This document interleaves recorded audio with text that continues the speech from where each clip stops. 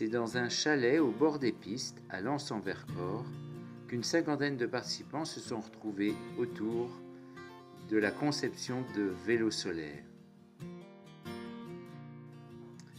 Florian Bailly nous a accueillis et il a ouvert officiellement ce week-end de travail dédié à la préparation technique au Sun Trip Tour 2019 et au Sun Trip 2020.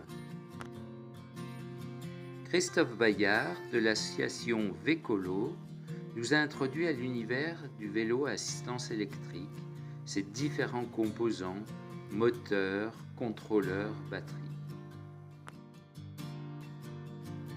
Des temps informels ont permis à chacun de faire connaissance avec les autres participants et d'échanger des informations, des idées ou des expériences.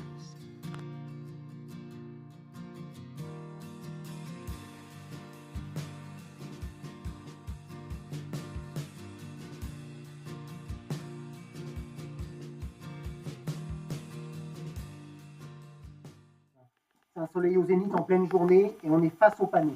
Donc c'est vraiment dans les meilleures conditions. Et c'est une mesure, vous allez comprendre après, qui est à 25 degrés.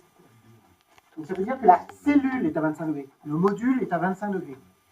Donc le panneau qui vous est vendu 100 watts fait bien 100 watts quand vous avez un éclairement en plein soleil, 10 watts par mètre carré, et en module à 25 degrés. Vous allez vous rendre compte que le module il n'est pas souvent à 25 degrés quand il est en plein soleil. Donc ça c'est la théorie. Maintenant, qu'est-ce que va fabriquer réellement votre panneau une fois qu'il va être sur votre vélo ou sur votre installation? Ça pourra être jusqu'à 100 watts, voire peut-être un peu plus, mais ça sera souvent moins. Ça, il faut en être conscient aussi sur votre panneau. C'est-à-dire que l'éclairement en plein soleil, là, si vous êtes en plein soleil et que votre panneau est tourné et pas perpendiculaire, mais va être un petit peu tourné, vous n'allez pas avoir un éclairement à 1000 watts. S'il y a quelques nuages, vous n'allez pas avoir un éclairement à 1000 watts. Vous allez avoir un éclairement à, j'arrondis, 700 watts. L'éclairement va faire 700 watts par mètre carré. Donc votre panneau, il va descendre tout de suite, déjà, à 70 watts. 700 watts pour 1000 watts. On garde la même proportion. Déjà, il produit plus de 70 watts. Maintenant, si votre panneau de 70 watts n'est pas à 25 degrés, mais à 50 degrés, un panneau perd de la puissance quand il chauffe. Il produit moins, à éclairement équivalent. Il produit moins. C'est-à-dire 10% de moins.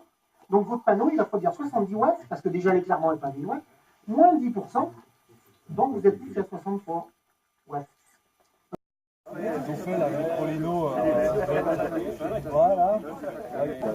Même là-haut, c'est pas. Non, il peut faire chaud, mais quand c'est pendant 4 mois, c'est bon là.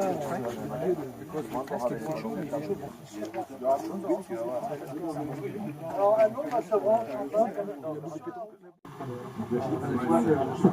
Ça nous est arrivé avec Laurent cette année de Russie, en Ukraine.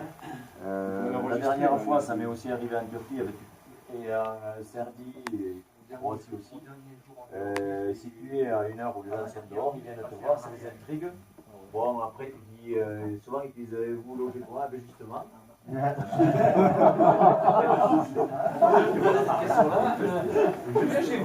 Et s'ils n'ont pas la place de te loger, moi ça m'est arrivé 2 fois où ils m'ont fait les bougies de Félix pour la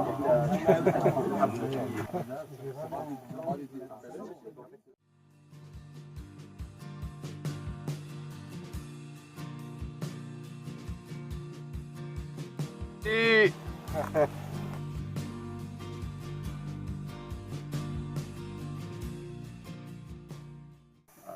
puis moi je pense que l'ambiance qu'il y a eu hier me donne envie d'essayer de redonner un rendez-vous technique pour l'automne peut-être 2020. 2019 ouais, de cette année, en préparation voilà, spécifiquement du projet 2020. Ils ont bien compris que Almaty était sur la route logique du projet. Et que je pense qu'en ayant aussi une partie des participants qui s'arrêtent à Almaty comme destination, ça va nous aider encore plus à communiquer sur place. Et donc, mais clairement, le positionnement du checkpoint sur le plateau tibétain ouvre une possibilité pour les participants d'enchaîner soit au Kazakhstan ou l'Ouzbékistan et après un passage sur les montagnes du Kyrgyzstan. Et il y a 2 cols qui potentiellement peuvent faire la jonction avec la Chine. secteur, eux pourraient se dire, on imagine un parcours totalement différent, mais qui arrive en 100 jours à Canton. Parce que ça va permettre d'être un outil de décision pour certains par rapport à leur capacité de batterie, par rapport à leur estimation, de dire « Oula, mais là, je ne m'étais pas rendu compte qu'en fait l'itinéraire que je pensis faire ou qui est proposé, mais ça ne va jamais passer. » quoi. Voilà. Donc, par exemple, là, c'est intéressant de voir qu'il y a le graphique qui est lié à ce choix de parcours. Et il y aura la conso aussi en même temps. Voilà. Suivant les étapes que vous choisissez, les courbes, elles vont... Voilà.